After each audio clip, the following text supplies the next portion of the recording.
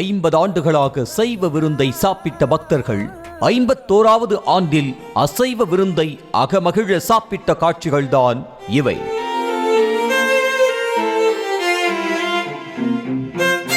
விருதுநகர் மாவட்டம் சாத்தூர் அருகே உள்ள இருக்கன்குடி மாரியம்மன் கோவில் தென் தமிழகத்தில் மிகவும் பிரசித்தி பெற்ற கோவிலாகும்.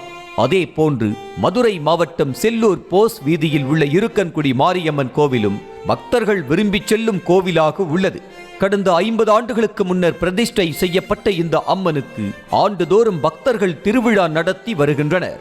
காப்பு கட்டுதல், அக்னி சட்டி எடுத்தல், முளைப்பாரி எடுத்தல் என நேர்த்தி கடன் செலுத்தி வரும் பக்தர்கள் தங்கள் வேண்டுதல்கள் நிறைவேறுவதாகவும் கூறுகின்றனர்.